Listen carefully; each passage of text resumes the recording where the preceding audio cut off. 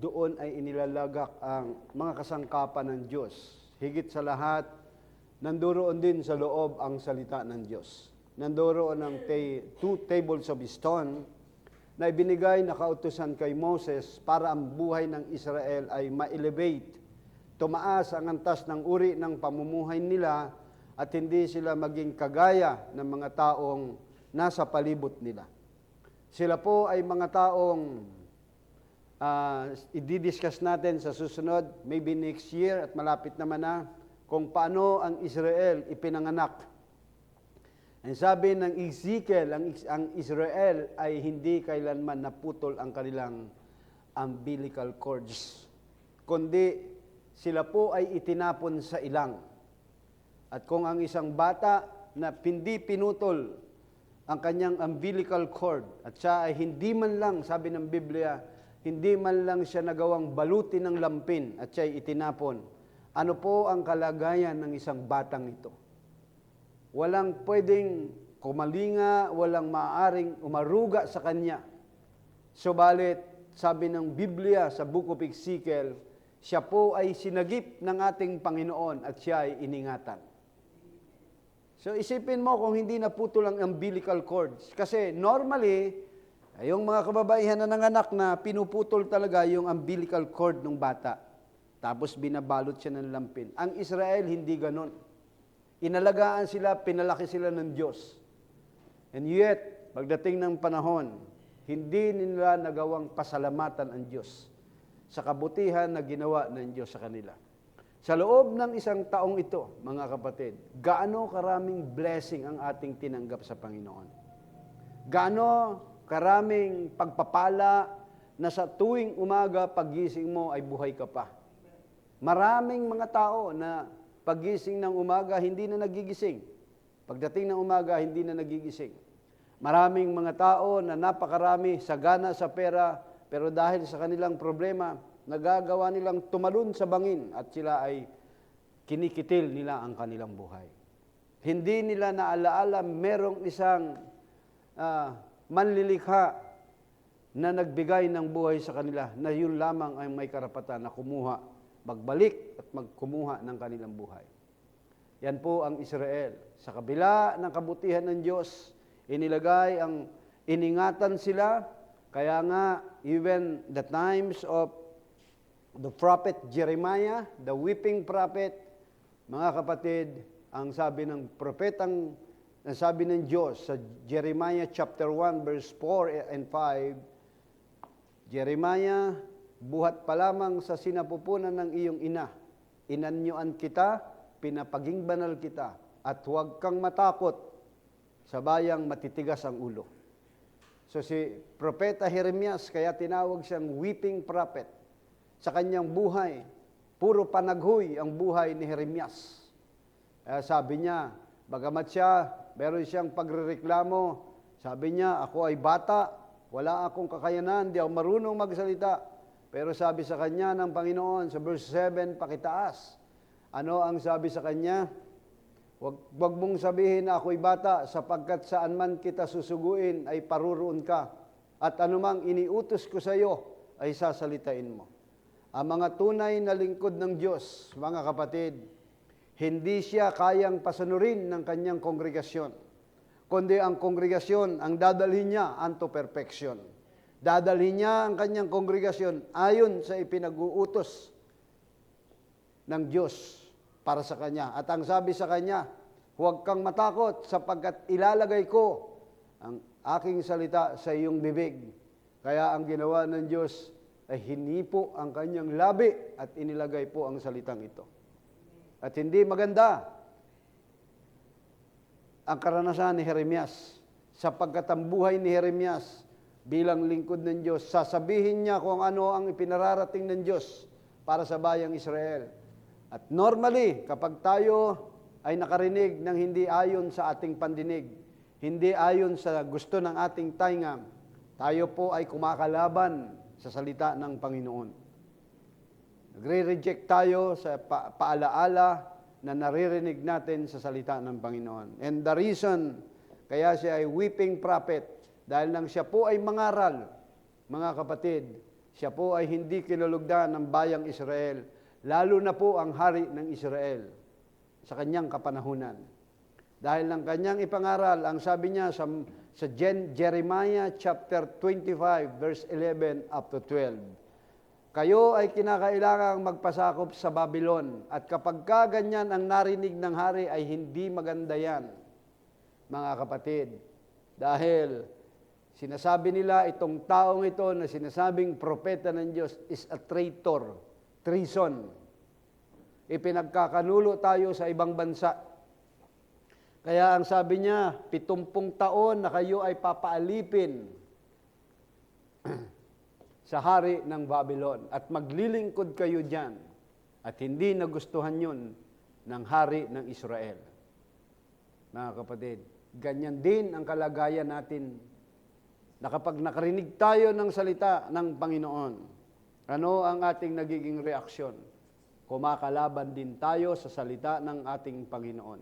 At yan po ang nangyari sa kanila. Kung bakit ang templo na itinayo ni Solomon for 7 years at maging yung kanyang kaharian na itinayo sa loob ng 13 years, bali 20 years po yan. Ano ang nangyari riyan? Total ruin. Nagiba lamang ang templong ito. And after 70 years, akalain mo kung anong ginawa nila kay Jeremias, ikinulong yan sa burak, na muntik ng mamatay. At ang nagligtas pa sa kanya ay walang iba kundi ang hari ng Babylon. Yung kanyang mga kababayan mismo na kanyang pinangaralan at nang siya iahon ng hari ng Babylon, inutusan ng hari ng Babylon na si Nebuchadnezzar, sabi niya doon sa kapitan, na si Nabudanarahan, ahulin mo siya, dalhin mo siya sa akin. At nung iharap sa hari, alam mo kung ano ang sabi ng hari? Jeremias, gusto mo bang tumira na lamang dito sa aking bansa? Ang sabi ni Jeremias, hindi po ako titira rito. Nakasama ang bayang ito. Sapagkat ako po ay pinaplano nilang patayin. Alam ni Jeremias yun. At pinili ni Jeremias na siya ay manirahan sa Ehipto. But unfortunately, pinag-usig pa rin si Jeremias. At doon sa Ehipto ay kanilang pinatay si Jeremias. Ganyan po ang buhay ng mga propeta in the Old Testament. At kung ganyan ang buhay nila, maging sa ating panahon, kapag ikaw ay tunay na naglingkod sa Panginoon, kahit saan ka pumunta, pag-uusigin ka ng kaaway. Papatayin ka ng kaaway. Spiritually, mga kapatid. Kaya after 70 years ng kanilang subjugation sa Israel, inutusan sila ng Diyos, babalik na kayo sa lugar na yon. At ang kinumisyon ay ang hari ng Persia, ang pangalan ay si Ciro ang dakila, Cyrus the Great. Kaya bumalik po sila roon, inayos nila ang wall. Ang una nilang itinayo ay ang temple. Pero doon sa templo, mga kapatid, meron itong pundasyon. At nang ilatag nila, naglagay sila ng altar, meron silang pundasyon. Naglagay lang sila ng altar, nagsamba sila sa Panginoon, and yet, ang tatagang baon o ang foundation ay hindi po nila nailagay. Minsan sa buhay natin bilang mananampalataya, sumisimba, naghahandog sa Panginoon. And yet, yung foundation of our faith, hindi pa po established sa buhay ng bawat mananampalataya. Because the Bible says, Ephesians chapter 2 verse 20, the church was built with a foundation in the apostles, and Jesus Christ is the chief cornerstone. Itinayo sa ibabaw ng kinasasaligan ng mga apostol at ng mga propeta. Ano po ang ibig sabihin? Bakit nakatayo sa ibabaw ng kinasasaligan? Foundation of the apostles and prophet. Meaning, ang mananampalataya o ang iglesia, ang pundasyon ng kanyang pananampalataya ay ang aral ng mga apostol, mga kapatid. Hindi aral, hindi kredo ng kanilang samahan, kundi aral ng mga apostol. At yan po ang nangyari sa kanila.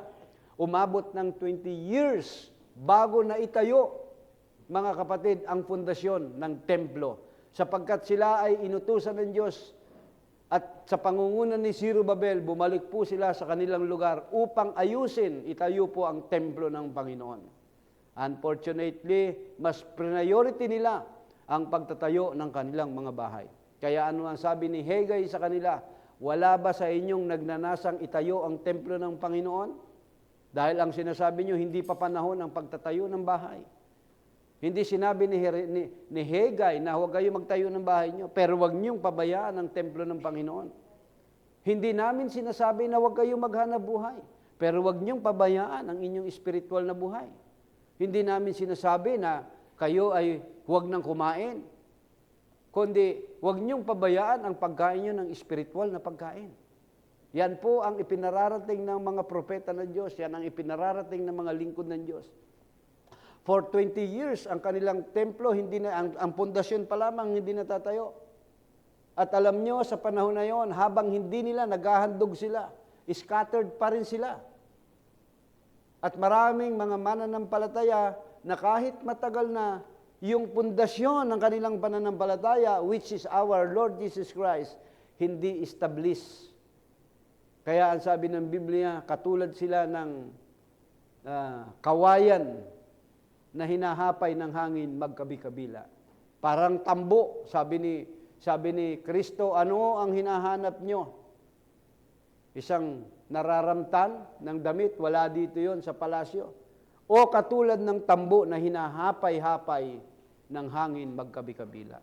Ano ang ibig sabihin nun ng ating Panginoong Kristo?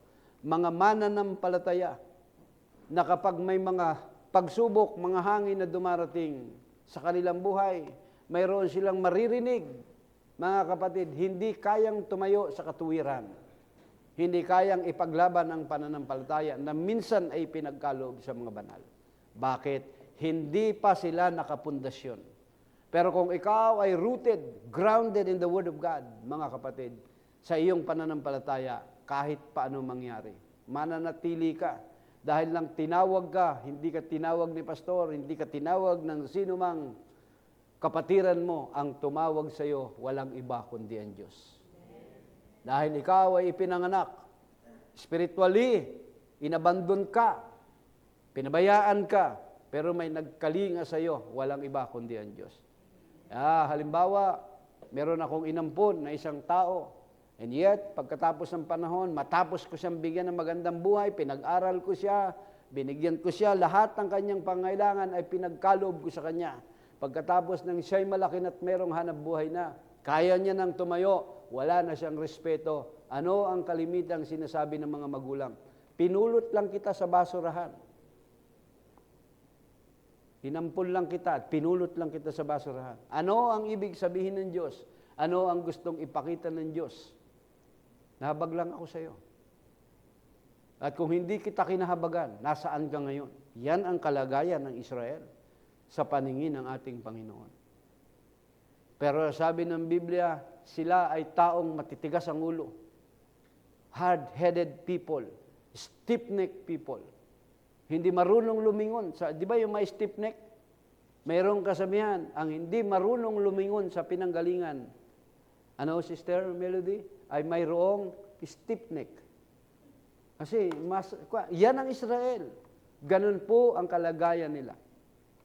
So, nang ito po ay kanilang itayo ang templo, sa loob ng mahigit na 50 araw na itayo na nila. Even the wall of Jerusalem, sabay po na natapos yan. Ni-restore po nila yan. Sa pamamagitan ni Zerubbabel, itinayo niya ang foundation, tinapos niya, ang sabi ng Biblia, ang kamay ni Zerubbabel ang nag-umpisa at ang kamay ni Zerubbabel ang magtatapos ng templong ito. Mga kapatid. Kaya ganyan din sa ating buhay. Pag binasa mo ang Hebrew chapter 11 verse 10, kung hindi ako nagkakamali, ano ang sinasabi ron? Our Lord Jesus Christ. Hebrew chapter 12 pala. Lord Jesus Christ, ang ating Panginoong Kristo, the author and finisher of our faith. Mga kapatid. Hebrew chapter 12, verse ano yan? Verse 7 ba yun? Okay. Hindi, ibaba mo pa. Sabi niya. Yan, chapter 2. Namasdan natin si Jesus na gumawa at sumakdal ng ating pananampalataya. Zerubbabel is type of our Lord Jesus Christ. Itinayo ni Zerubbabel, ni-restore ni Zerubbabel ang rebuilding of the second temple. Tayo rin naman, as a temple of God, nasira in the time of Adam. Kaya itinayo ng ating Panginoon Kristo ang spiritual temple of God. And Jesus Christ is the author and finisher of our faith. Kapag inumpisahan ka ng Diyos, hindi ka i-abandon ng Diyos. Tatapusin ka ng Diyos. May programa ang Diyos sa buhay mo. Kung ano ang gusto ng Diyos sa iyo, mga kapatid. Kaya tinawag tayo buhat sa lusak ng kasalanan. Inilagay tayo ng Diyos sa isang mataas na kinalalagyan. Dahil lang itayo ang Temple of Jerusalem. Pakiplas nga yung temple dyan. Yan po ay nanduroon sa bundok ng Mount Zion. At ang Mount Zion, ang taas ng Mount Zion is 22,000 feet something. Ganon siya kataas. Kung kayo ay pupunta at kayo naman ay makakasama patungo sa Mindoro, makikita nyo yung Mount Halcon. Ganon po kataas yan. Nanduroon sa taas ng bundok na yun, yung Temple of Jerusalem. Yung slide natin sa Foundation of the Wall ng part 3, nandun yan. So, habang dumadaan ng mga tao, pinagmamasdan at nakikita ang kaluwalhatian ng templo na yon ni Solomon before na mag-iba po yun. Tinitingnan yung templo na yon at sabi niya, napakaganda ng templo na yan. Nandun yan sa pinakatuktok, pinagmamasdan. Kaya tayo po ay itinuring din ng Biblia katulad ng isang syudad. Dahil yan ay City of Jerusalem, fortified city, na papaligiran ng mga pader before the fall, bago sila naransak ng Babylonian Empire, mga kapatid. Dahil nung managinip, noong sa Daniel chapter 5, habang pinatawag, nagiinuman sila at si Belshazzar ay pinakuha lahat ng mga kasangkapan, mga kapatid, nagalit ang Diyos sa kanya. Dahil ang mga kasangkapan na yon ay sagrado at yun ay banal sapagkat yung pong kasangkapan na yun ay kinuha ng kanilang tatay, buhat po doon sa temple. At tayo ay mga kasangkapan ng Diyos na ginamit ng kaaway. Alam niyo ba yon? Ngayon, nung kinuha yung mga kasangkapang ito at ginamit ng kaaway ni Belshazzar, nagalit ang Diyos at habang siya ay umiinom at pinagmamasdan niya, may daliring sumulat doon sa pader at naging dahilan upang kanyang bewang ay makalag at ang kanyang tuhod ay magumpugan at nanginig ang kanyang katawan. Walang pwedeng makapag-interpret sa kanila, wala sino man. Kahit ang mga magician na tinuruan ng wikang Chaldean sa hindi nagawang interpret, tanging ang propetang si Daniel lamang ang nakapagpaliwanag ng mga propesiyang ito. At nang binasa niya, sabi niya, ito ang nalagda, mene tekel uparsin. Tinimbang ka, subalit ikaw ay nagkulang at ang iyong kaharian ay binakasan. Nang gabi na yun, ora mismo, namatay ang hari ng Israel, ng Babylon. At sila po ay nasakop na ng Persian Empire. Mga kapatid. So ganun din tayo, mga instrumento tayo ng ating Panginoon na ipinapanumbalik po doon. At yung city na yan, the city of Jerusalem, yan po ay literal na syudad. Subalit merong spiritual na syudad na hinanap ni Abraham. Ang sabi ng Biblia sa Hebrew chapter 11 verse 10, Abraham was looking for the city whose maker and builder is God. Tayo po yun, mga kapatid. Dahil yun pong nakita ni Abraham sa Revelation chapter 21, yan po ang nakita ni John. I saw a holy city, New Jerusalem, coming down from heaven. Tayo yun, dahil sa Revelation chapter 19, si Kristo na sakay ng maputing kabayo, kasama tayong pababa dito sa lupa to reign in the millennium for 1,000 years, mga kapatid. At hindi naman literal na puting kabayo yun, na sumisimbolo ito ng authority, power, and authority na invested to our Lord Jesus Christ. mga kapatid. Kagaya natin, i-invest din sa atin yung power and authority niya. Isusuot sa iyo, mga kapatid. Kaya nga tayo, hinuhulma tayo, inilalagay tayo na materialis niyan. Kaya pag binasa nyo ang Matthew chapter 5, verse 14, ano ang sinabi ni Kristo sa ating kalagayan? Ano ang sabi niya? You are the light of this world, a city that's set on hill. Tayo raw ang ilaw ng sanlibutan ito. Tayo ang isang bayan na hindi kailanman pwedeng itago, na inilalagay ang ilawan doon sa isang pinakamataas na kalagayan upang lumiwanag ang buong sambayanan at makita ng mga tao. Yan ang ginawa ng Diyos sa bayang Israel. Mga kapatid, pagkatapos ng sila ay ipanumbalik ng Diyos sa kanilang kinalalagyan, mga kapatid, dahil sila ay nakaptib for 400 something years ng Egyptian Empire. Pinulot sila, mga kapatid. Kinalingan ng Diyos at ibinalik sila. At ibinigay ang kabanantipan sa kanila, ang templo. Nais ng Diyos na itanyag sila. Sa kabila ng sila po ay napakaraming pagkakamali sa Panginoon. Lagi po silang pinapatawad ng Diyos. Gusto silang ilagay sa pinakamataas na kalagayan. Isipin nyo, inampun lang sila. Sila hindi kailanman naputol ang umbilical cords nila. Itinapon sa ilang, tapos napulot ng isang tao, iniuwi ng bahay, pinakain, pinainom ng gatas, dinamitan, binigay ang lahat ng masaganang pamumuhay sa batang ito. And yet, nagawa nilang kalimutan ng Diyos. Ganyan po ang buhay natin, mga kapatid. Magbulay-bulay tayo sa loob ng isang taon na tayo'y pinasagana ng ating Panginoon. Pinasagana sa lahat ng bagay. Mga kapatid, tayo ba ay karapat-dapat sa pagharap sa presensya ng Panginoon sa tuwina? Mga kapatid, 2 Corinthians chapter 3 verse 7, pakilagay nga. Dahil parang napapalayo na ako sa topic ko, pero diyan tayo nais dalhin ang ating Panginoon. 2 Corinthians chapter 3 verse 7. Ayan. Ngunit kung ang pangangasiwa ng kamatayan na nasusulat ay nauukit sa mga bato, ay nangyaring may kaluwalhatian, ano pat ang mga anak ni Israel ay hindi makatitig sa mukha ni Moses dahil sa kaluwalhatian ng kanyang mukha na ang kaluwalhatian ito'y lumilipas. Habang tumititig sila, dahil ang Diyos ay na kay Moses, hindi nila magawang tumitig kay Moses. Kailangan ni Moses na maglagay ng talukbong upang hindi sila mabulag ang bayang Israel. Dahil nandoon po ang kaluwalhatian ng Diyos kay Moses. After nang umakyat si Moses, daladala niya ang kautusan.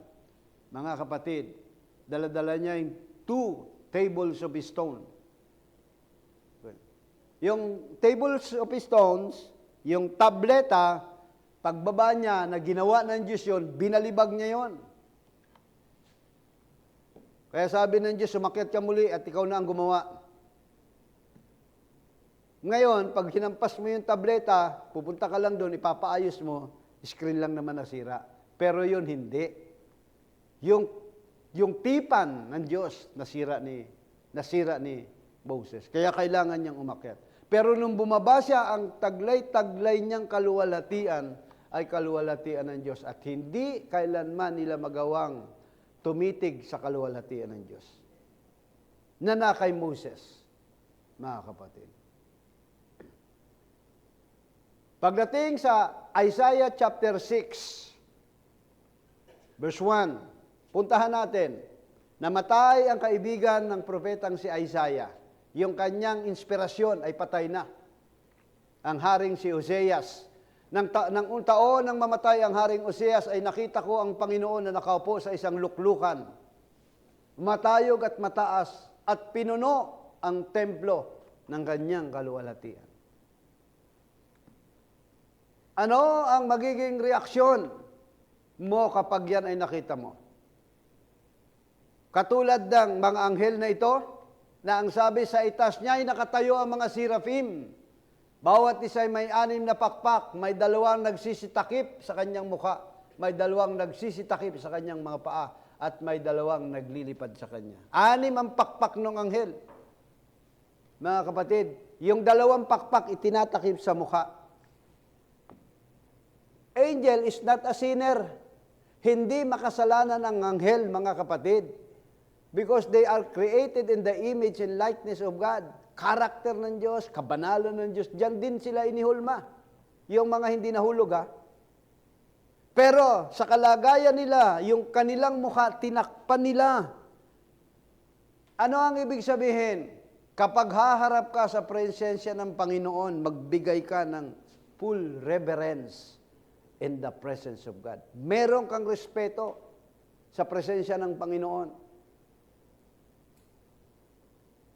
Verse 3. At nagsigawang ang isa't isa't nagsasabi, banal, banal, banal ang Panginoon ng mga hukbo. At ang buong lupa ay napuno ng kaluwalhatian. At ang patibayan ng pintuan ay nakilos sa tinig na sumisigaw at ang bahay ay napuno ng usok. Ang mga anghel na araw at gabi, may takip yung kanilang mukha. Araw at gabi nagpupuri sa Panginoon. Nagbibigay sila, hindi sila tumitingin sa Diyos. Yan ang pagrespeto nila. At si Propeta Isaiah, nung makita ito, ano ang sabi ni Isaiah? Praise the Lord, hallelujah! Ganun ba ang sinabi ni Isaiah? Hindi po. Samantalang tayo, pag humarap tayo sa presensya ng Panginoon, hindi tayo naglalaan ng respeto para sa Kanya. Dapat nagbibigay tayo ng respeto sa presensya ng Panginoon. Dahil nang ma-recognize ni Isaiah, nakita niya ang kaluwalhatian ng Diyos. Ano ang sabi niya? Sa aba ko, sapagkat ako'y napahamak. I am undone. Sapagkat ako ay lalaking may maruming mga labi. Taas. Ako'y lalaking may maruming labi at ako'y tumatahan sa gitna ng bayan na may maruming mga labi sapagkat nakita ng aking mata ang hari ng Panginoon ng mga hukbo. Nakita nyo yung sitwasyon ni Isaiah, mga kapatid? Nandun siya sa presensya ng Panginoon. Nakita niya sa templo ng Panginoon na inire-represent ang pagdating ng ating Panginoong Jesucristo na nakaupo doon sa luklukan. Mga kapatid, ganyan ba tayo dapat magbigay ng paggalang sa ating Panginoon? Ganyan ba tayo, kagaya ni Isaiah, na nire-recognize natin ang ating kasalanan? I am undone. Nananahan ako sa isang bayang marumi ang labi. Ganyan ba ang ating ginagawa sa harapan ng Panginoon? O malimit nilalapastangan natin ang presensya ng Panginoon? Na pag nakarinig tayo ng salita ng Diyos, meron agad tayong pagtutol. Hindi po yan maganda, mga kapatid. Kaya nga, pagdating ng ating Panginoong Jesucristo, pagdating ng Panginoong Jesucristo, o sa pagtatayo ng templo na yon, nung inayos na yung mga gates, after na itayo yung templo, ang concern ni Nehemiah ay ang wall. Ang concern ni Ezra ay walang iba kundi ang temple. Magkasama po yung dalawa na yan. Ang high priest ay walang iba kundi si Ezra. Samantalang si Nehemiah, ang concern niya yung wall. Kailangan maproteksyonan. Inaayos ni Ezra ang temple. Through Zerubbabel, inaayos nila yan. Itinatayo ang temple. Ibinabalik ang mga kasangkapan sa dapat kalagyan. Pero ang concern ni Nehemiah ay ang maproteksyonan ang mga kasangkapan doon sa loob. Kaya yan ang ginagawa ng banal na Espiritu sa atin. Pinoproteksyonan ang ating panloob na pagkatao. Hindi lamang ang panloob na pagkatao, pati ang panlabas na pagkatao, nais ng Espiritu Santo, maproteksyonan po tayo, mga kapatid. Kaya merong pagtuturo kami about sa kabanalan. Holiness. Without holy, no one can see the Lord. Be ye holy in all manner of your conversation. Maging banal ka sa lahat ng uri ng iyong pamumuhay. Kaya ang inayos kaagad ay ang ship gate, daanan ng tupa. At ito ay tumutukoy sa ating Panginoon Jesucristo as a Lamb of God and a good shepherd na dumating upang hanapin niya ang mga tupang nawawala. I come, sabi niya, ako'y naparito upang tipunin ang nawawalang tupa ni Israel. Kaya inayos kaagad ang ship gate. Ano yung ship gate na yan? Ang relasyon ng tao kay Kristo. Dahil si John the Baptist ang forerunner. Ano ang sabi ni John the Baptist? Repent, for the kingdom of hand is at hand. Dahil yan po ang pangako ng Diyos. Behold, I will send you Elijah the prophet before the coming in the dreadful day of the Lord. And turning the hearts of the children to the fathers and fathers to the children, lest I come with the earth with a curse. Yan po ang sabi. Kaya, si Kristo, ang trabaho niya ay hanapin ang lahat ng tupang nawawala. Ano ang layunin? Ibabalik sila doon sa loob ng templo, mga kapatid. Iingatan nila yung templo. Kaya may parable ang ating Panginoon regarding sa 100 sheep. Nawala yung isang sheep. Iniwan niya yung 99 sheep. At hinanap niya yung isa. And then pinilay niya, inilagay niya sa kanyang balikat. Mga kapatid. Isaiah chapter 53 verse 7, He was oppressed and He was afflicted, yet He opened not His mouth. He is brought as a lamb to the slaughter, and as the sheep before his shearers is dumb, so He opened not His mouth. Siya'y pinighati, siya'y dinalamhati, pero hindi siya nagbuka ng kanyang bibig, katulad ng isang kordero inaakay patungo sa patayan, sa katayan. Mga kapatid, kung paanong yung tupa ginugupitan, pipis siya. Hindi kailanman niya binuka ang kanyang bibig. Normally, kapag ang isang tupa ay malago ang balahibo, maganda yan. Amen? Nasaan si Brother Alan? Pag ginugupitan niya yung dalawang aso namin na Shih Tzu, bago inugupitan ni Brother Alan, ang cute niyang tingnan, ang lago ng balahibo niya. Pero pagkatapos gumitan, ang pangit na nung nung aso na yon. Di ko alam kung aso pa yon. Parang hindi na aso. Alam niyo ba na ganyan ang ginagawa ng Diyos sa atin? Ginugupitan tayo ng ating Panginoon. Inaalis lahat ng mga balahibo natin, yung mga nagpapabigat sa atin, na sa tingin ng sanlibutan, napakaganda. Pero sa harapan ng Diyos, gusto ng Diyos ay maging maganda ka. Katulad ng ating Panginoon, nung siya'y ginugupitan, hindi siya pumapalag. Pero tayo, mga kapatid, konti lang medyo matalas-talas na salitang narinig ninyo, umaaray agad tayo, pumapalag agad tayo. Ayaw nating magpagupit sa manggugupit. Anong itsura, Brother Alan, nung aso namin dalawa pag ginupitan mo? Hindi na mukhang aso, di ba? Mahaba ang ulo, yung tenga. O, pangit siya. Sa tingin natin, ganun din tayo. Pero nais ng Diyos na gupitan tayo. Katulad ng ating Panginoon, sabi niya, He was oppressed. Kung paano yung tupang dinadala sa manggugupit, hindi siya isang pipi. Ibig sabihin, hindi siya nagsasalita. So ano ba yung mga itinatabas ng Diyos sa buhay natin? Marami. Tinatapyas-tapyas tayo, hinuhulma tayo ng Diyos. Kailangan ma-reshape tayo muli. Mga kapatid, yan ang nais ng ating Panginoon. Si Kristo ang isang example natin. Mga kapatid, kung paano siyang dilala sa katayan, na kailanman ay hindi niya binuka ang kanyang bibig. Ano ang ginagawa sa atin yan? Pinapatay din tayo. Alin ang pinapatay sa atin? Lumang pagkatao.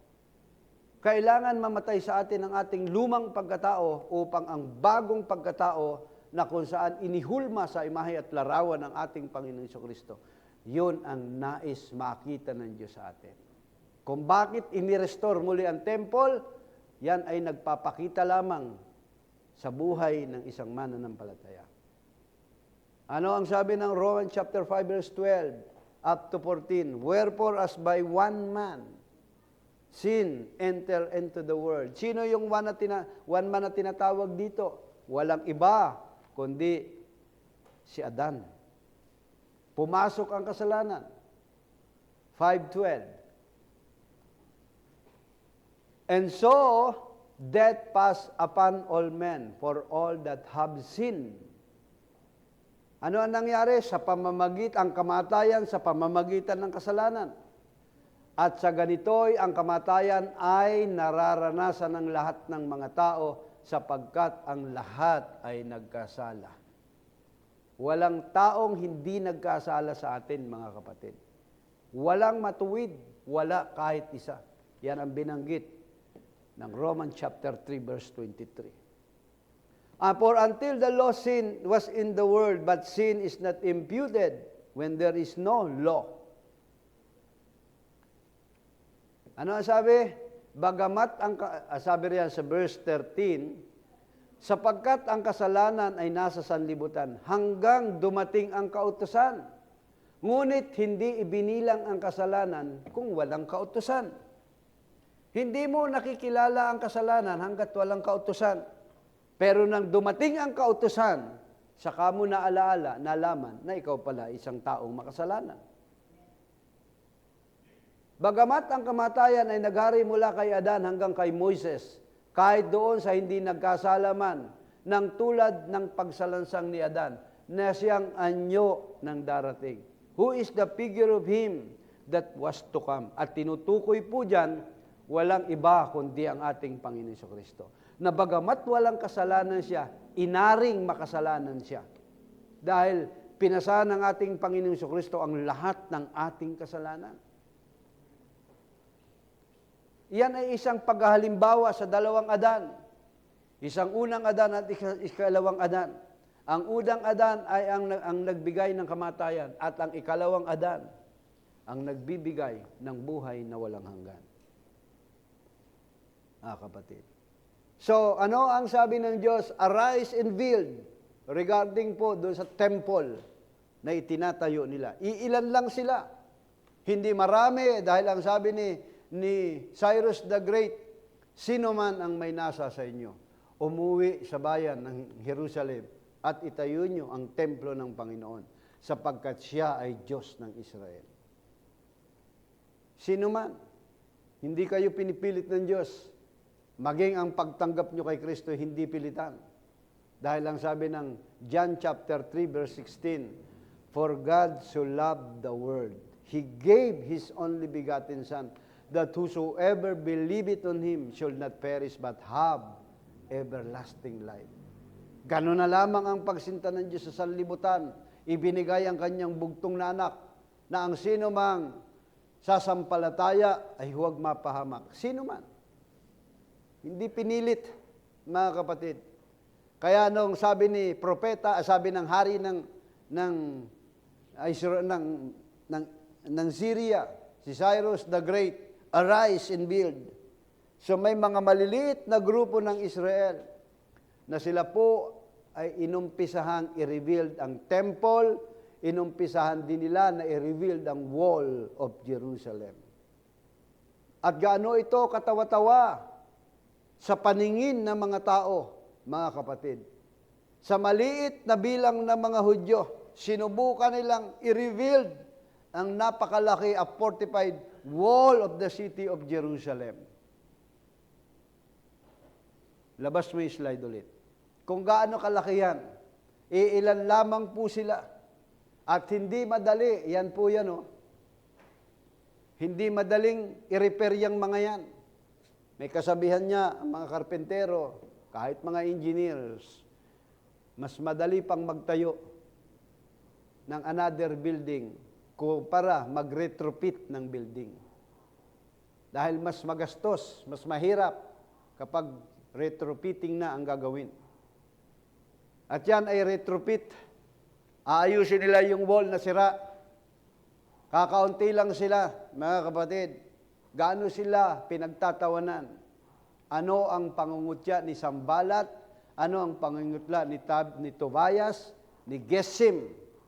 Yung tatlong yan ay kumukutya na ang sabi sa kanila, even the foxes, mga kapatid, kahit pa uwak lamang ang pumatong dyan sa pader na yan, wala yan, babagsak din yan. Pero hindi kailanman humina ang pananampalataya ni Nehemiah na ang kanyang trabaho is a Herculean task. Malaki yung kanyang trabaho, mga kapatid. Dapat ganyan din tayo. Di tayo kahit anong pagkutya nila, ipagpatuloy mo na mai-establish, maitayo mo ang wall, spiritual wall of Jerusalem. Dahil yan ang magiging proteksyon ng pananampalataya mo. Na pag umaatake ang kaaway, isinasarado yan upang hindi makapenetrate ang kaaway. Dahil kung bukas ang iyong kaisipan, spiritually ang ating pag-usapan, dahil isa sa wall natin, isa sa gates natin ay ang ating kaisipan. Kapag bukas ang iyong kaisipan, sa lahat ng mga naririnig mong salita, mapupuno ang isip mo, mababago ang pananaw mo sa buhay. Magiging loaded ang kaisipan mo. Kaya ang dami mong iniisip. Ano mangyayari sa iyo? Malamang, isa lang ang patutunguhan mo. Sa ospital ng mga may problema sa pag-iisip. Kapag lagi mong iniisip yun. Subalit kung sarado ang iyong kaisipan, mga kapatid, sa mga bagay na mga basurang bagay, crude na bagay, hindi mo ina-accept, anuman yung mga nababalitaan mo, anuman ang paninira ng kaaway sa iyo, at hindi mo yan pinapansin, ipinaglalaban mo, kailangan kong makita ito, katulad ni Nehemiah, na itayo niya yan. Gustong tumulong ni Sanballat, ni Tobiah, mga kapatid. Pero sabi niya, hindi ito makakatulong, magpapahina pa ito. Sa pagtatayo ng spiritual wall ng buhay natin, hindi mo pwedeng ihalo ang mga bagay na makasanlibutan. Lahat yan ay spiritual lamang, mga kapatid. So ganon, sabi ng Nehemiah chapter 2 verse 20, Then answered I them, and said unto them, The God of heaven, He will prosper us. Therefore, we, His servants, will arise and build, but ye have no portion, no right, nor memorial in Jerusalem. Mga kapatid, gustong tumulong ni Geshem. Pero sabi niya, ang Diyos ng langit, siya ang magpapaginawa sa amin. Kaya't kaming kanyang mga lingkod ay magbabangon at aming itatayo at kayo wala kayong bahagi. Ang spiritual temple natin hindi dapat mahaluan ng mga bagay na karnal. Mga kapatid, yan ang magpapahina sa atin.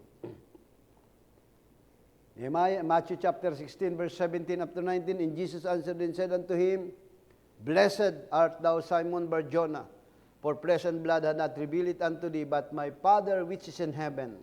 And I say unto thee, Thou art Peter, and upon this rock I will build my church. And the gates of hell shall not prevail against it. I will give thee unto thee the keys of the kingdom of heaven, and whatsoever thou shalt bind on earth shall be bound in heaven, and whatsoever shall loose on earth shall be loose in heaven. Ano ang sabi ng Panginoon? Upon this rock I will build my church. What is rock? What the kind of rock? The rock of revelation. Diyan po ang pundasyon ng iglesia. Bato ng kapahayagan. Kaya kung ikaw ay bounded sa bato ng kapahayagan, mga kapatid, hindi ka kailanman kayang tibagin ng kaaway. Kahit dumating pa ang malakas na ulan, kahit dumating ang malakas na baha, mananatili ka according sa Matthew chapter 7 verse 24. Na naitayo ang bahay saan? Sa bato. Pero kung sa buhangin, mawawala ka sa paglilingkod sa Panginoon. Kaya nga, in early church, mga kapatid, ito ay nahulog sa mga wicked men.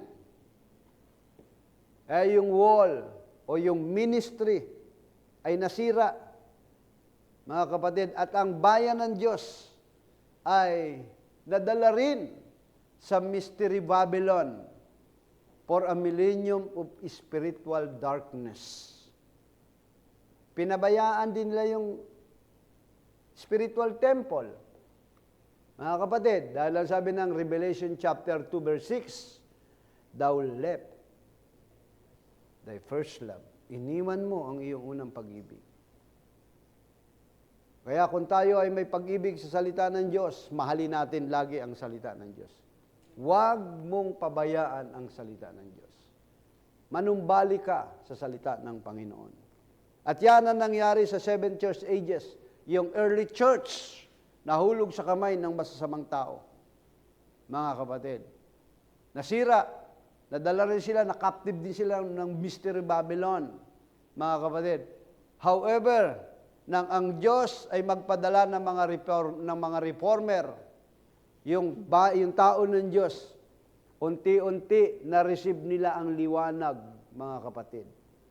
Pero ang wall na siyang nagsisilbing protection ay hindi pa maayos na naipanumbalik sa iglesia.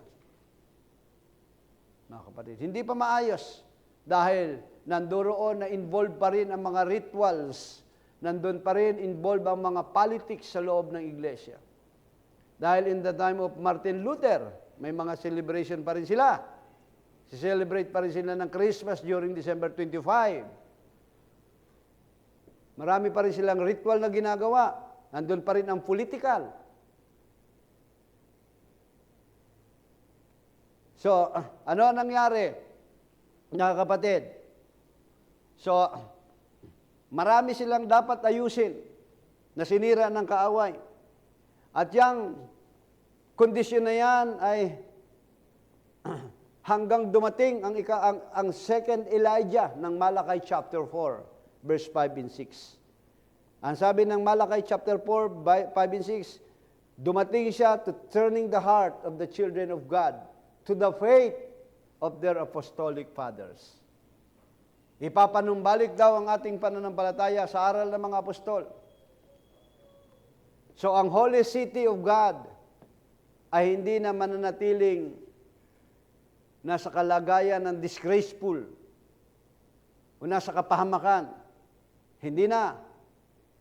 Dahil ang spiritual Babylon, mga kapatid, yung religion, yung Babylonian spirit, ay winasak na ng pundasyon ng ebanghelyo ng katotohanan, mga kapatid. But now, yung foundation of the temple is laid. Nailatag na. The wall of the holy city dapat maitayo na. Pero kailangan natin ang magtatayo ng mga walls na ito. Dahil ang ating Nehemiah, ang mga Nehemiah ito is concerned about the holy city. At yung mga walls ay kailangang maprotektahan. Kailangan banal. So, kailangang ingatan yung mga sacred things, yung mga banal na bagay ng Diyos upang hindi ito muling ma-profane, masira, mabasag. Mga kapatid, at sa gayon ay hindi mangalat ang mga tupa. Iyan ang purpose kung bakit kailangan itinayo nila yung wall, yung sheep gate particular.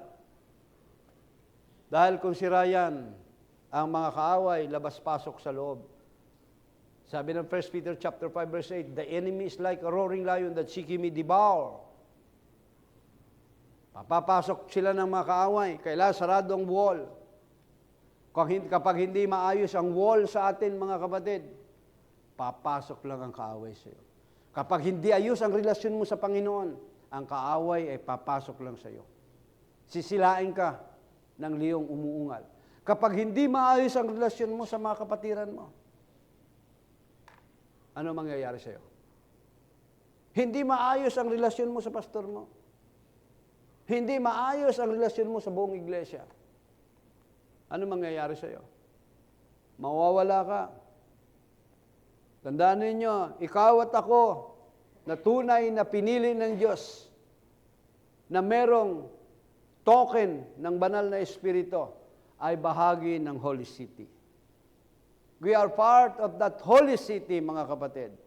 Therefore, ang ating responsibilidad, mga kapatid, ay for the rebuilding of the walls of the Holy City. Yan ang ating responsibilidad. Kaya dapat tayo nagkakaroon ng bantayan sa isa't isa kung paano tinalakay ko ng mga previous Sundays, mga kapatid. Bagamat sila ay magkakalayo, but the moment na tumulog ang trumpeta, maglalapit-lapit sila. Dahil trumpet is a warning na may paparating na kaaway. So pag may kaaway, talikuran, ipinagtatanggol mo ang kapatid mo. Hindi yung pagtalikod ng kapatid mo, uupakan mong siraan. Hindi ganon. Talikuran kayo na hinaharap niyong kaaway, pinagtatanggol mo siya. Yan ang tunay na magkakapatiran. Sa magkakapatid, maganda bang pagmasdan? Magkapatid, halimbawa kami ni Brother Alan. Pero paglabas ni Brother Alan, sisiraan ko. Alam mo, yung kapatid kong yan, ganir yan. Hindi po maganda yan sa magkakapatid. Dahil kapag gano'n ang kalagayan ng magkakapatid, hindi yan pinalaki ng maayos ng kanilang mga magulang. At hindi tayo tinuruan ng ating magulang, walang iba kundi ang ating Panginoon Diyos ng mga ganyang bagay. Ang gumagawa niyan ay ang kaaway. Dahil ang sabi ng Biblia, the devil, ang kaaway ay naparito upang manira, mangwasak at pumatay. Ang Diyos ay hindi po ganon. Tinuruan tayo ng Diyos na mabuting asal, tamang pag-ugali, pagmamahalan ng mga magkakapatiran. Ano ang sabi ng Salmo 133 verse 1? Behold, how beauty is good. Ano sabi riyan? Pagkaganda-gandang pagmasdan, pagkabuti-buti at pagkaligayan na ang magkakapatid ay nagsisitahang magkakasama sa pagkakaisa. Kaya yung anointing buhat sa ulo, dadaloy hanggang laylayan ng damit. Gaya ng hamog sa Hermon, tutulo buhat sa bundok ng Sion, pararatingin ang pagpapala dun sa kalupaan. Sisibol ang mga dahon dahil yung hamog na yun, mga kapatid, ang magdidilig. Kaya napakasarap ng magkakapatiran na tumatahan, na magkakasama. Mga kapatid. At yan ang trabaho natin. Itayo. Mga kapatid, itayo ang templo, ang wall. So, kailangan dedicated tayo sa trabaho at willing tayo na kahit mahirap ang trabahong ito, matapos natin ayon sa panukala ng Diyos sa bawat isa sa atin. May layunin ng Diyos sa buhay natin, mga kapatid. Huwag nawang ikatwiran ninyo. Wala lang kasing mapuntahan kaya nagtitiis ako dito. Hindi yan magandang katuwiran ng isang mananampalataya. Dahil kapag ganyan ang katuwiran mo, hindi ka tatagal, pasaan-saan lamang ang pupuntahan mo. Kapatid. Dahil ang Diyos ay nag-build ng wall sa ating panahong ito, sa kanyang iglesia, na sino ito mga ito? Yung bumalik doon sa kanilang homeland. Yung true temple of God's Word. Ang tunay na templo natin ay walang iba kundi ang salita ng Diyos. Tayo ay templo ng Panginoon at inilalagay ng Diyos ang kanyang salita sa kanyang templo. Dahil doon sa templo, nanduroon ang mga kasangkapan, mga kapatid, which is the Word of God. Nandun ang kabanantipan. So kailangan nating proteksyonan. Kaya ang Diyos ay nagtalaga ng mga bantay para protektahan ang banal na salita ng Diyos sa kanyang mga banal. So walang pagitan yung wall. Kaya ang mga mananampalataya, ang sabi ng 2 Korintlo, fitly joined together in compacted. Tingnan mo yung liig mo, kung may siwang, wala. yung mga ligaments natin. Ganyan ang katawan ng ating Panginoon Jesucristo. Compacted. Ganyan ang iglesia. Walang siwang. Hindi kailangan ng kaaway na ganyang kalaking butas ang kanyang papasukan. No? Sinliit lang ng butas ng karayom. Ang kailangan ng kaaway para makapasok sa iyo at tuluyang masira ang templo ng Panginoon. So dapat walang breaches, walang siwang sa pader na kung saan itong mga kaaway na ito ay makakapasok at yung assembly ng Panginoon ay ma-disorder, mawala sa ayos.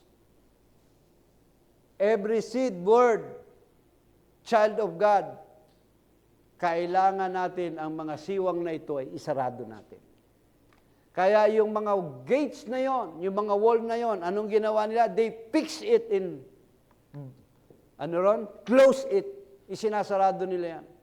Isarado natin yung mga siwang na ito sa buhay natin, mga kapatid. Huwag niyong bigyan ng pagkakataon ng kaaway sa inyong buhay, sa inyong kaisipan. Laging nakasarado yan. Basahin niyo ang Nehemiah chapter 2, chapter 3, at sinasarado nila yung mga, chapter 3. Inayos yung mga pintuan, sinasarado. So, ganun din tayo. Kung may butas yung kapatid mo, tulungan mo, tapalan mo yung butas na yon. Sa gayon, hindi makapenetrate ang kaaway. Lalong-lalo na sa loob ng iglesia, mga kapatid. Hindi dapat ang kaaway labas-pasok. Dahil pag ang kaaway labas-pasok, mga kapatid, anong mangyayari? Ano sabi ni Pablo? Mag-ingat kayo. Dahil kung kayo-kayo ang magkakagatan, mangangaubos din kayo. Ganun ang ating kalagayan. So tayo, nandirito tayo lahat. Wala sino man sa inyo, kung sino man tanungin ko sa inyo. Pwede ba, sasagutin ako ni Brother Jolie? Pastor, kaya po ako naglilingkod. Gusto ko maimpyerno ako. Ganun ba? Wala sino man sa atin yan. Kaya tayo naglilingkod sa Panginoon, ang gusto natin, lahat po tayo ay maligtas. Lalo na sa darating na paghukom ng ating Panginoon. Pero wag nating sayangin ang ating paglilingkod sa Panginoon ay maging baliwala lamang, mga kapatid. Mga kapatid. So, ano ang nangyayari rito? Kailangan sarado or else, mga kapatid, magkakaroon ng puwang ang kaaway sa iyo. At ito ang magdadala ng kaguluhan sa buhay mo. So, kailangan natin ng revelation of God. Kapahayagan ng Diyos. At alam natin dapat kung ano ang ginagawa ng Diyos, mga kapatid, sa ating panahon. Sabi ng Biblia, sabi ng propeta ng Diyos, alam mo dapat, recognizing your day. Alam mo yung mensahe dapat sa iyong huling panahon. So, naniniwala po ako ng wall of the new city, Jerusalem, was built up. Naitanayo na yan, mga kapatid. Sa ating panahon, naitanayo na yan. At ang ating Nehemiah, mga kapatid, ang ating Panginoong Jesucristo ay naglagay ng mga watchman sa mga strategic location along the wall para ito po ay proteksyonan. Bagamat ang wall ay finished na, mga kapatid, it's not perfect. Hindi pa yan sakdal. Dahil ang Diyos ay patuloy na nagtatrabaho for the perfecting the fivefold ministry, which is the wall of the holy city, mga kapatid. Ephesians chapter 4, verse 11. Tingnan natin. He gave some apostles, prophets, evangelists, pastors, and teachers. For what? For the perfecting of the saints, for the edifying of the body of Christ, till we all come in the unity of the faith. Yan ang trabaho ng fivefold ministry for the perfecting of the wall. Dahil hindi pa perfect yung wall at nais ng Diyos, mga kapatid, na ma-perfect ang wall na ito. Hallelujah. So, He is still enhancing the wall. Pinatitibay niya yung wall. Yan ang ginagawa ng ating Panginoon. Yung bride, mga kapatid, pinagnais ng Diyos magpatuloy towards to perfection. Kaya merong fivefold ministry. He's leading the ministry to a place where the Spirit of God will have total preeminence and the watchmen's lives for the perfection of the saints. Yan po ang trabaho ng fivefold ministry. Sabi ng Bible, the ascension gifts will be under the full control of the Holy Spirit. Ang fivefold ministry under the control. Ang ascension gifts, kontrolado dapat ng banal na Espiritu Santo. At ito ang nagde-demonstrate ng kapahayagan ng Espiritu, mga kapatid, katulad ng 2 dekada doon sa panahon ng early church. Pag binasa mo sa Acts chapter 5, yung nangupit ng tithes, ano nangyari? Patay agad. Pag binasa mo ang Acts chapter 4, pagod na si Peter. Ano sabi ni Peter? Lord, kakapagod na rin po maglihan, sobrang dami. Pwede po ba yung daanan ng aking anino ay gagaling sila sa kanilang karamdaman? Pagdaan ni Peter, nagbangon yung may mga karamdaman. Yan ang ascension gifts. Si Pablo, sa pamamagitan lang ng panyo, bumangon lahat ng may sakit, gumaling sila. Yan ang kapangyarihan noon una. Pero how about ngayon? Ginawang komersyal. Baliktarin nyo ang inyong payong, pagpapala, sagala. Diba? Yan ang nangyari na, mga kapatid. So, ang ibig sabihin ng perfecting is complete furnishing. Kompleto ka nang nilinis. Pinarnish ka na. Eh, sino ito? That is the saints. Saints under the present fivefold ministry. So, tayo po ay hinuhulma, sinishape tayo, ini-equip tayo ng Diyos. At tandaan nyo, this is a continuous process. Tuloy-tuloy na proseso ito. Hindi yung 1 linggo lang, hindi 1 buwan lang o 1 taon lang, titigil ka na. No! Puntahan natin ang Hebrew chapter 6 verse 1. Ginamit ni Pablo yung salitang perfection to denote its consummation. Hindi consummation, ha? Ano sabi ng Hebrew chapter 6:1? Let's go unto perfection. Mga kapatid, that's why sinabi ni Pablo, lay again. Kayo'y tumigil na sa pagsasalita ng mga simulang aral ni Kristo. Anong ibig sabihin ng lay again? Pakilagay nga sa English yan.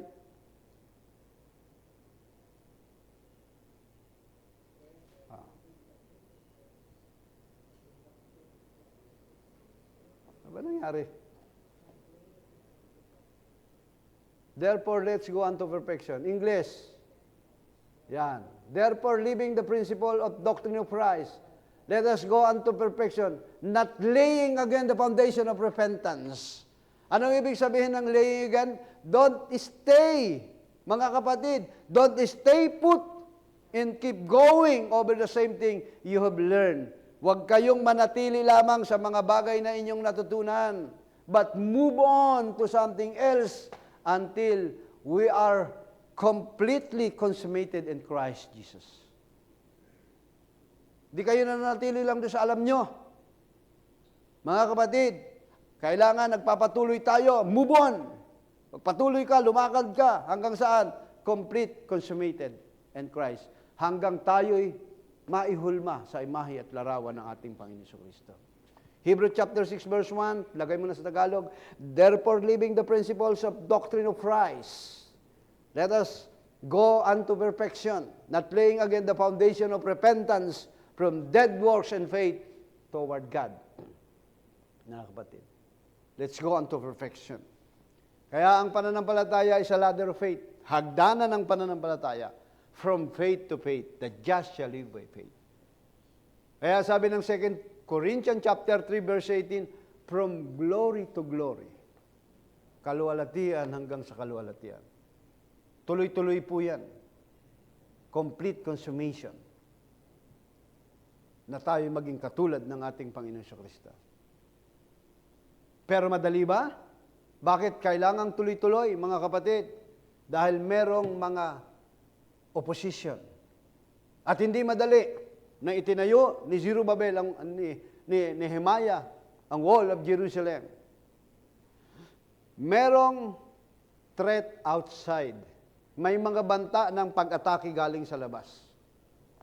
At merong kaguluhan doon sa loob. Mga kapatid, merong kaguluhan sa loob. 2 minutes lang.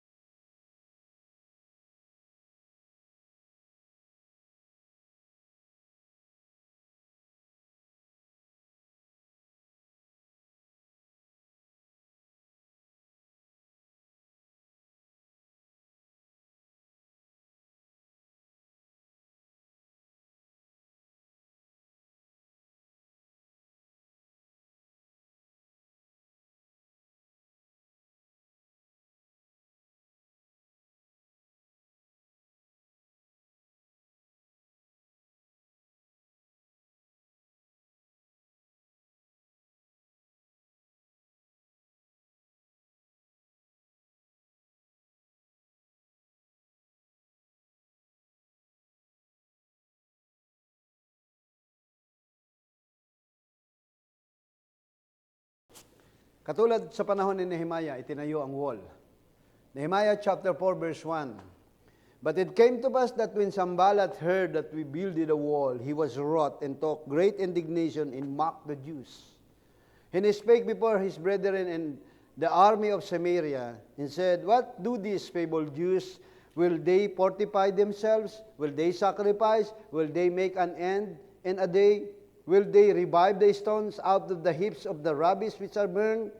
Now Tobiah the Ammonite was by him, and he said, Even that which is they build, if the pox go up, he shall even break down their stone wall. Merong pagkutya, mga kapatid. Let's go unto perfection. When you go to unto perfection, mayroong pagkutya na mararanasan ka. Agree ba kayo dyan? Kayo mga kababaihan, kinukutya kayo yung inyong kasuotan. Katulad ng pag-aayos ng wall of Jerusalem. Pero anong ginawa ni Nehemiah? Nanalangin siya. Basahin nyo yung the whole chapter of Nehemiah, chapter 4, mga kapatid. Kung paano yan. And then sa Nehemiah chapter 6, the wall is finished. Nehemiah chapter 6, verse 15.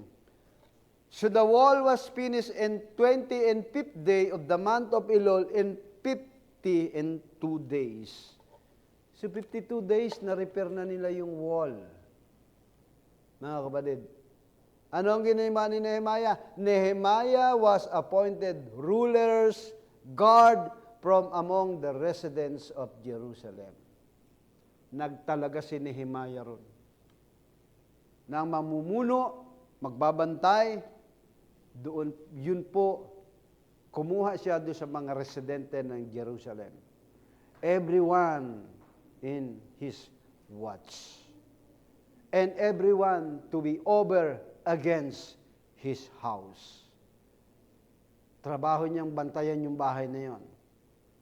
Likewise, our Nehemiah has also appointed watchmen from their own place and assigned them to look after their own local assembly and the New Jerusalem. Kaya mayroon kayong pastor na nagbabantay po sa inyo. Yan ang trabaho namin.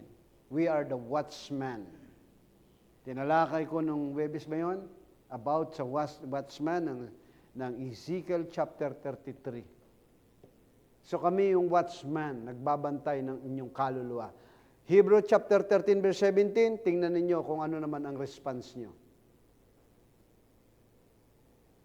Okay. Magsitalima kayo sa mga namiminuno sa inyo. Obey that rule over you. Obey them that rule over you. Magsitalima kayo. Hindi sinabi niyang magsilaban kayo. Magsitalima kayo.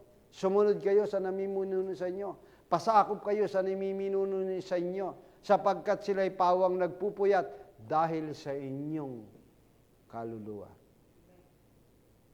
Paano ka makakapasok sa sa city of Jerusalem kung ayaw mong sumunod sa namiminuno sa iyo? Palalayasin ka. Palalabasin ka. Hindi ka pwedeng, may rule sila ron. Mga kapatid, may rule na ipinatutupad yan. Kaya may mga bantayan, may mga rule yan. Before 6 o'clock, kailangan nasa loob na kayo lahat. Nasa loob na kayo. 6 o'clock ng hapon, nasa loob na kayo. Bakit? Isasarado ang wall. Dahil pagkagabi, ang mga watchman ay nagbabantay sa pag-atake ng kaaway. Sarado yung wall. Kaya may mga gates yan. Iba yung daanan ng hayop. Yung kamelyo, nasabi ni Kristo, napakahirap makapasok sa kaharian ng langit ang isang taong mayaman. Mas madali pa ang kamelyo na pumasok sa butas ng karayong. Yung needle ayon ng daanan ng kamelyo, eksakto lang siya ron. So para makapasok yung kamelyo, tatanggalin niya yung lahat ng excess baggage na dala-dala. Gamit yon, parang sasakyan yon. Yun ang sasakyan actually ng mga businessman. Mahilig sa business ang Israel. So kailangan yon. Bago ka makapasok sa kaharian ng Diyos, tatanggalin mo lahat ng excess baggage mo. Galatians 5:19-21. Tapos kailangan nung lumuhod yung camel. Signs of humility. So kung ikaw ay humble, makakapasok ka. Pero kung ikaw ay hambog, yung espiritu mo ay mataas, hindi ka makakapasok doon. Mga kapatid, you need to be humble, katulad ng Panginoon Kristo. Ano sabi ng Colossians chapter 2? He was exalted and give above every name. Yun ang resulta ng pagpapakumbaba ng ating Panginoon Kristo. Ephesians yata yun, Ephesians chapter 2. Mga kapatid. Yan. Tama. Verse 6. Pag hindi pa riyan, yun ay nasa Colossians na. Tama. Colossians, isa pa rin sa Colossians, chapter 2. Tama, yan na nga yun. Oo, sa kanyang kapakumbabaan. So, kailangan natin ang magpakumbaba tayo. Mga kapatid. So, ano nangyari? Nagtalaga siya ng mga bantay, mga kapatid. Nehemiah chapter 7, verse 1-3. Now it came to pass when the wall was built, and I set up the doors, and the porters of the singers and the Levites were appointed. Nehemiah chapter 7. Ano sabi riyan? Nang ang kuta ay naitayo, aking inilagay ang mga pinto at ang mga tanod pinto at ang mga awit at ang mga libita ay nangahalal. Na aking ibinigay kay Hanani na aking kapatid at kay Hananias na tagapamahala ng kuta ang pamamahala sa Jerusalem, sapagkat siya'y tapat na lalaki at natatakot sa Diyos na higit kaysa marami. Tapos na eh. So babalik na ngayon si Nehemiah doon sa hari na kanyang pinaglilingkuran. Pagkatapos ni Kristo, mga kapatid, ibinigay niya, babalik na siya sa Ama, uupo na sa kanang luklukan, mga kapatid, sa Ephesians chapter 4, kasama na, nag-iwan siya ng mga kaloob, yung fivefold ministry, ang mga bantay dito. Mga kapatid. And verse 3, at aking sinabi sa kanila, huwag buksan ang pintuang bayan ng Jerusalem hanggang sa ang araw ay uminit, samantalang sila'y nangagbabantay, isara nila ang mga pinto at inyong mga trangka at kayo'y mga galal ng mga bantay na sa mga taga-Jerusalem, bawat isa sa kanyang tagabantay, bawat isa sa tapat ng kanyang bahay. Sa gabi, sarado yan. Kaya pagdating ng alas 6, mga kapatid, nakasarado na, kailangan nakapasok na kayo lahat doon. Dahil bago magbukal nila wayway, ang palitan ng oras nila is 6 to 6, hindi kagaya sa atin. Alas 12 ng gabi magpapalitan. Sa kanila 6 to 6. Nagbabantay sila. May mga nagbabantay. Mga watchmen. Mga kapatid. In verse 4, now the city was large and great, but the people were few therein, and the houses were not builded. Yung mga bahay hindi pa naitayo nila. Yung malaki ang siyudad, napakalaki niyan mga kapatid. Pero sabi riyan, kakaunti lang yung mga tao. Dahil kakaunti pa yung bahay na itatayo mga kapatid, kakaunti pa ang na-establish nila. Now, the holy city, New Jerusalem, is also a large and a spacious city, and our Lord is building more houses. Kaya anong ginagawa ng ating Panginoon? Nagbibuild siya ng mas marami pang bahay. Kasi kakaunti pa yung bahay. So, malaki yung city, pero kakaunti pa yung bahay, kakaunti pa yung nakatira, kailangan niyang palakihin. Sabi niya, magtayo kayo ng bahay, palakihin ninyo. Punuan. Hindi ba yan ang ginawa ng ating Panginoong Jesucristo sa John chapter 14 verse 2 and 3? In my Father's house are many mansions. If it were not so, I have told you, I go prepare a place for you. And if I go prepare a place for you, I will come again and receive you unto myself, that here I am, there ye may be also. Sabi ng ating Panginoon, maraming tahanan sa bahay ng aking Ama. Sa bahay ng aking Ama ay maraming tahanan. Kung di gayon, ay sinabi ko sana sa inyo, sapagkat ako'y paroroon upang ipaghanda ko kayo ng kalalagyan. So hanggang ngayon, patuloy na inihahanda ng ating Panginoon ang mga tahanang ito. At doon sa mga willing na pumasok sa New City, Holy Jerusalem, may nakalaan ang ating Panginoon. Hindi ka pagpunta doon, wala kang titirhan. Meron kang sariling tahanan doon. May kwento ang denominasyon, mga kapatid, nang nakarating na. Halimbawa ko lamang, Brother Alan, ikaw ang paborito ko eh. Halimbawa, si Brother Alan ay pumunta na sa ating Panginoon. At siya ay haharap na kay Pedro. Merong manok yun doon, di ba? Si Peter, ano? Yung kwento nila, ano? Sabi niya, nakita niya, wow, Peter, Brother Peter, ang laki pala ng bahay ko. Ang laki pala ng mansyon ko. Dahil nakita niya isang malaking mansyon. Alam mo kung anong sabi ni Peter? Hindi yan ang mansyon mo. Yan ang mansyon mo. Sabi niya, bakit parang kulungan lang ng aso? Kaunti ka lang kasing mag-tithes, mahal din ang materialis dito. Yung kasi yung pangkuan nila eh, pangakit nila eh. Diba? Pero, kung kakaunti lang ang pag-attend mo sa Panginoon, kaunti lamang ang iyong sacrifice sa Panginoon, yung crown mo, maaaring may crown ka, pero walang diamante. Dahil, yung binigyan ng 5 talento, nagbunga ng 5 talento. At namahala ng 5 cities. Yung 2 na nagbunga ng 2, namahala ng 2 cities.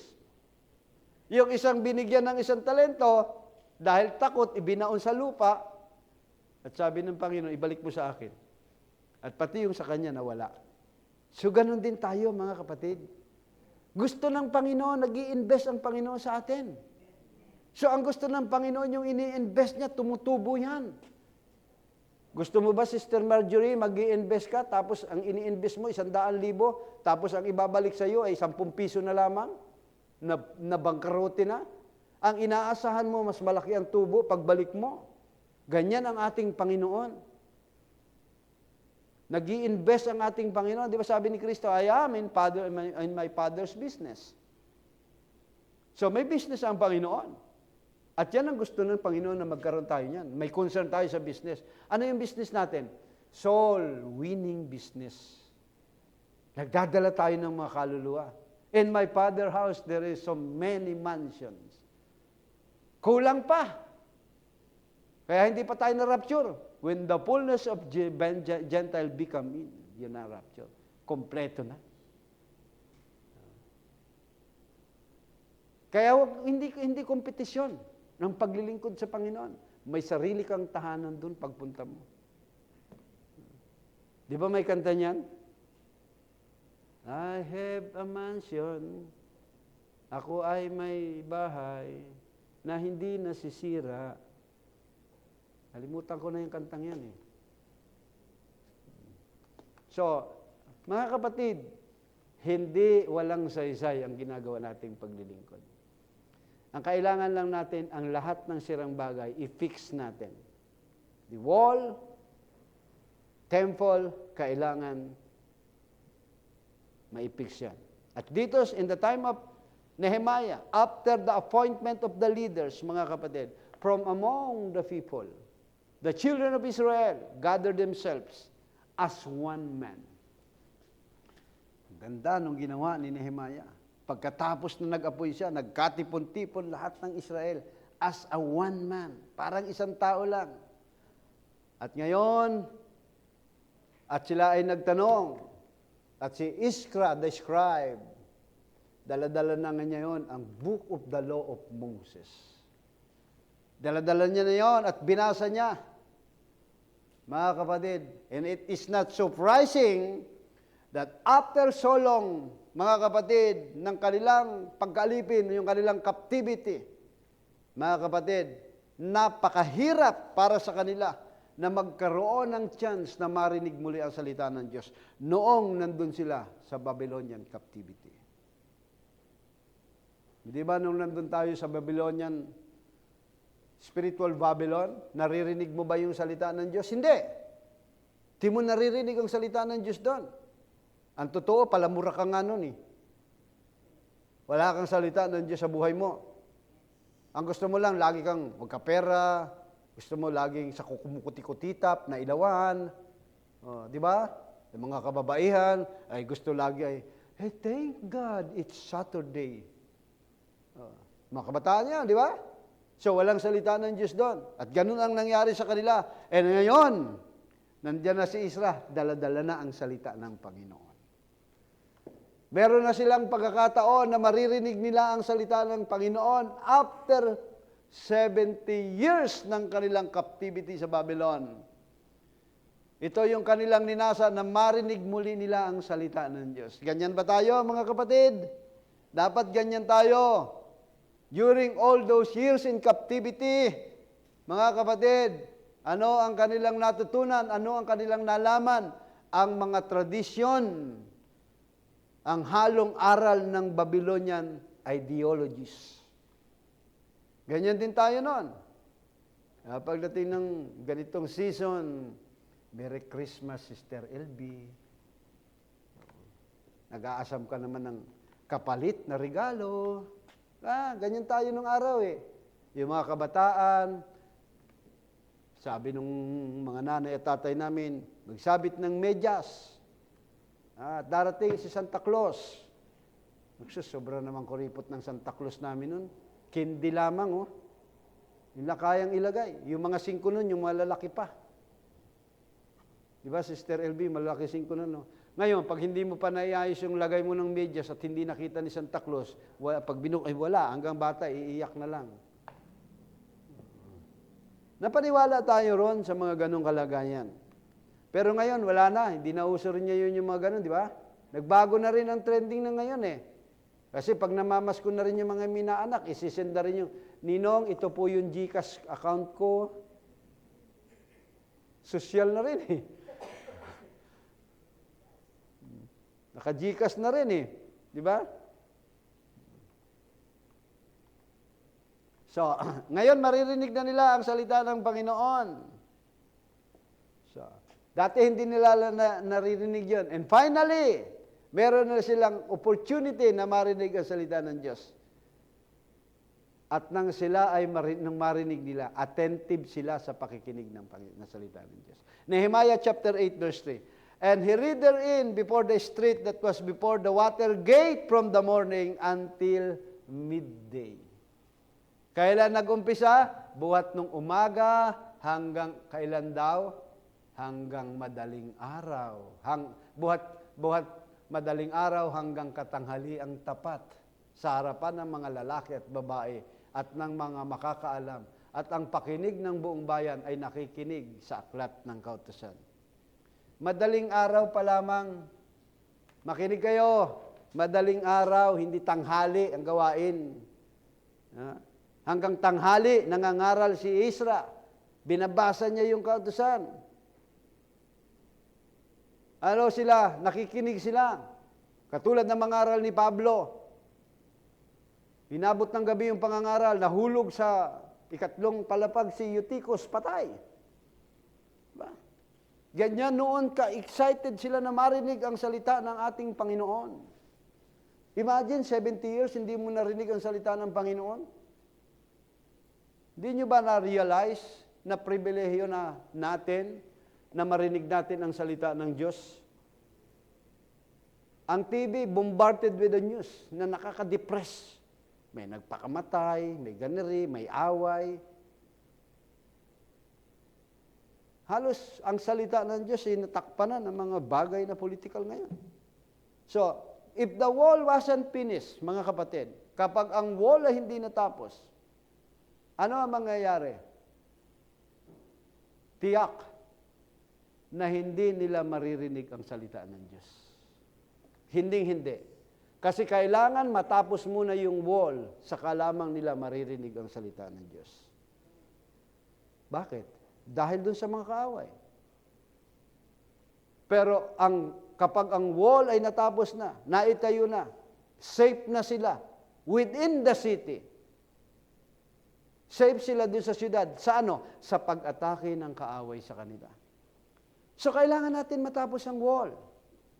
Maring naririnig mo. Sabi ni Isaiah, sa pakinig ay narinig nila, dapat hindi sila nakaunawa. Nakita ng kanilang mga mata, dapat hindi nila namalas. Pwede mong marinig, pero paglabas natin, baliwala sa iyo. Muay, hindi pa ayos ang wall sa buhay mo. Labas-pasok pa ang kaaway. Di ba may parabola ng 4 kinds of hearts na tinutukan ng ibon? Paglabas niya, masaya siya. At dahil sa pagsusumakit ng sanlibutan at daya ng kayamanan, iniinis siya ng kanyang salita. So kailangan maiayos ang wall. Kailangan maiayos ang relasyon natin sa ating Panginoong Kristo, mga kapatid.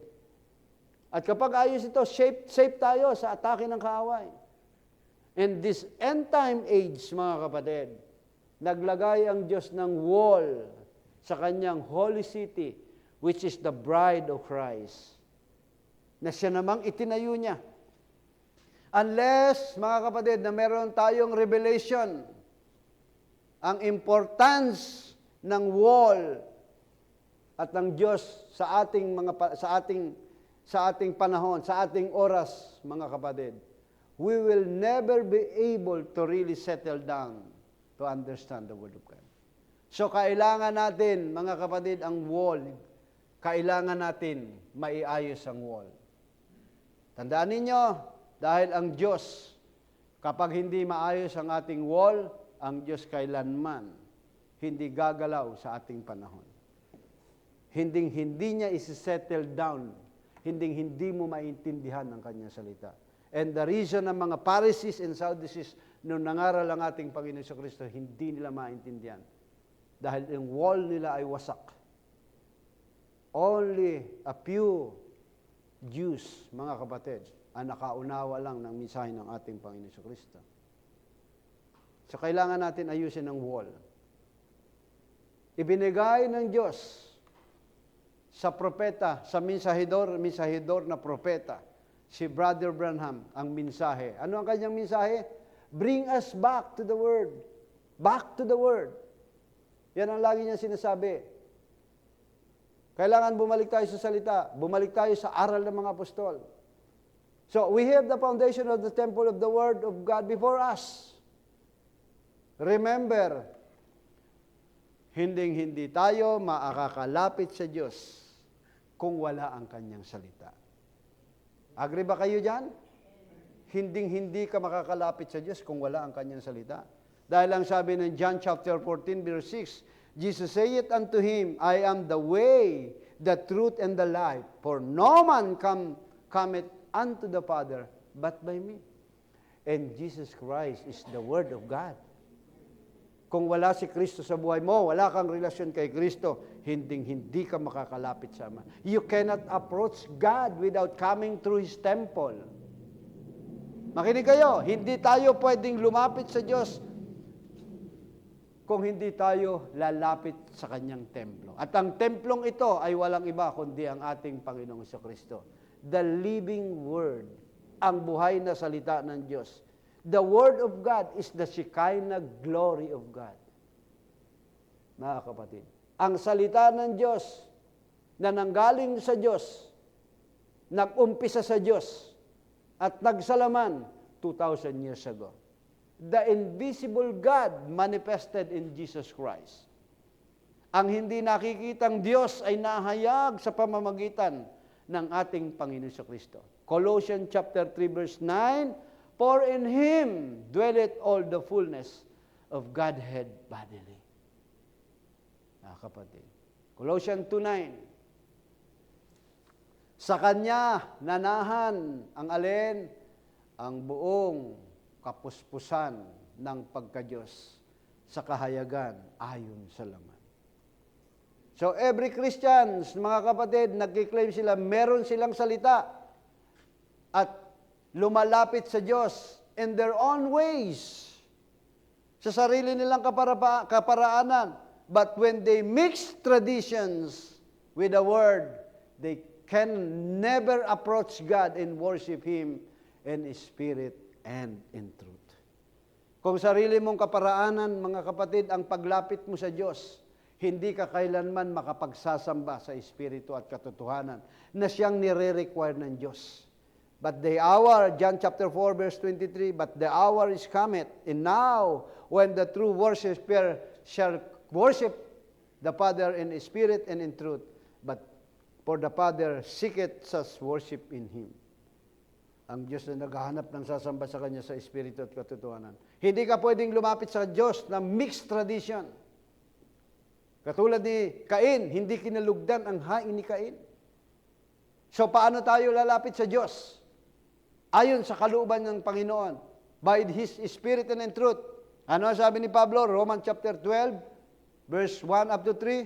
I beseech you therefore, brethren, by the mercies of God, that present your body as a living sacrifice, holy and acceptable unto God.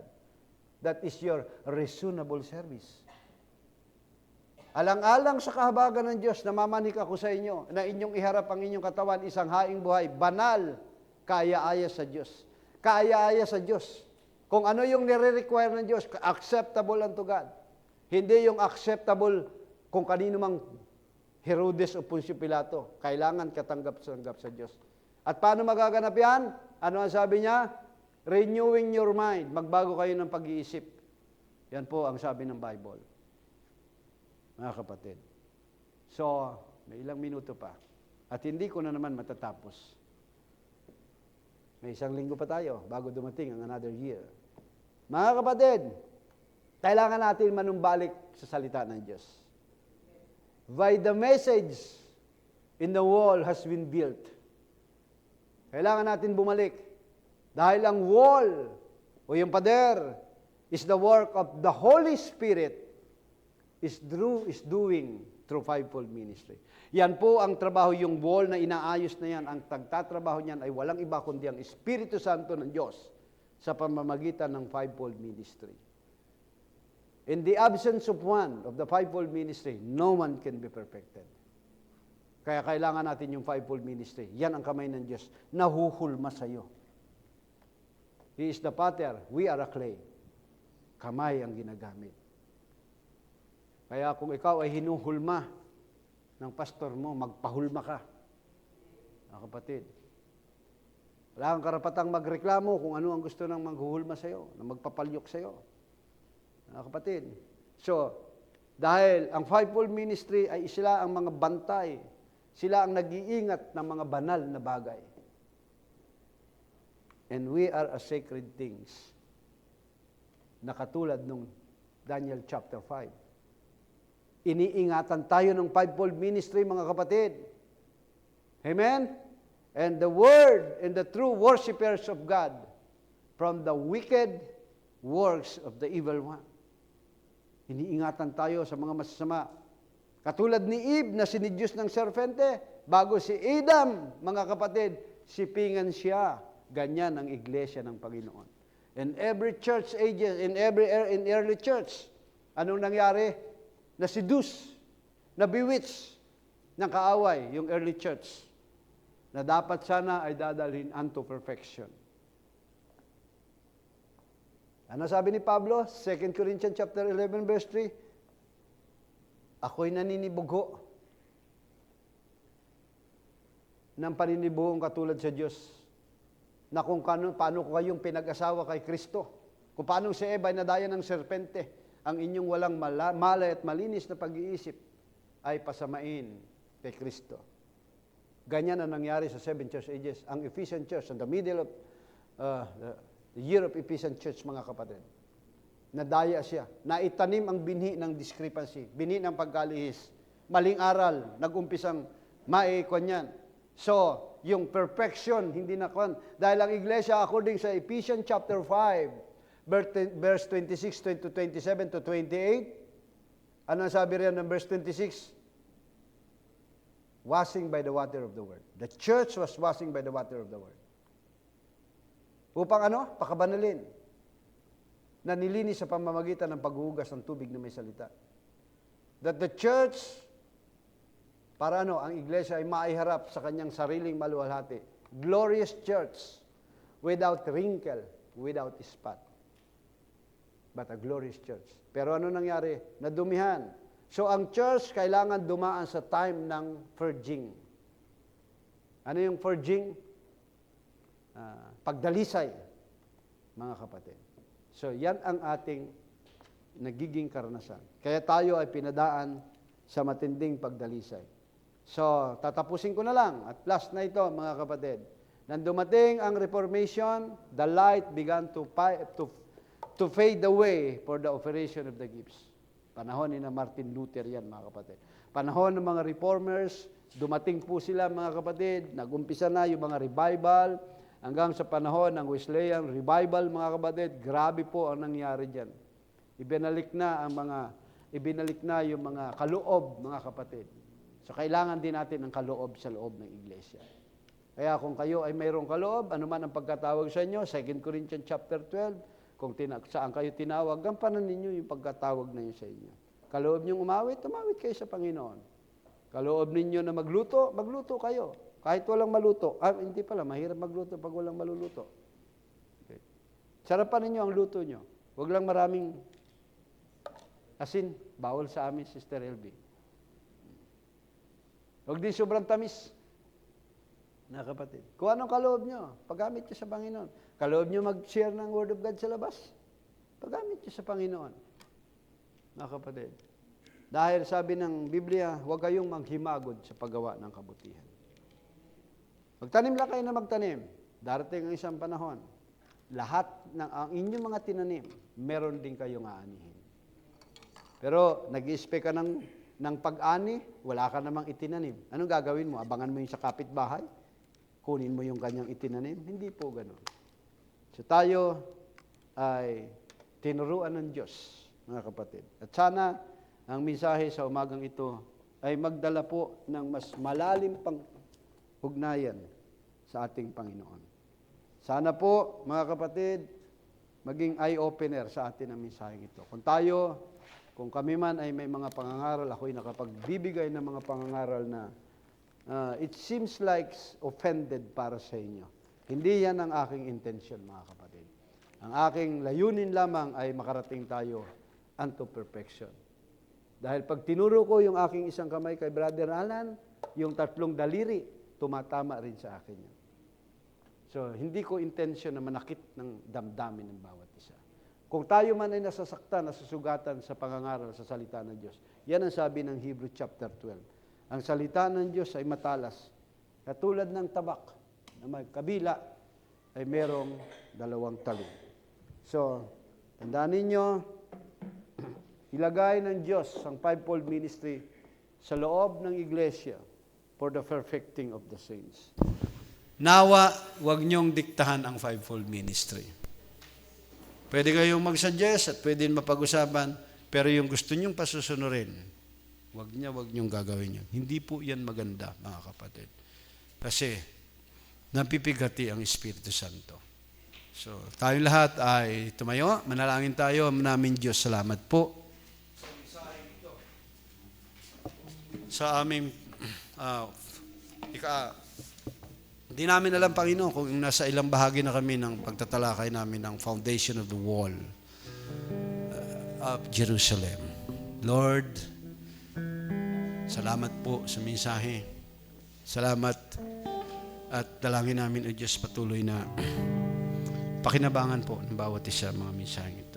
Maging sa mga kapatid namin na narating ang mensahe sa pamamagitan ng live, Facebook Live, Panginoon.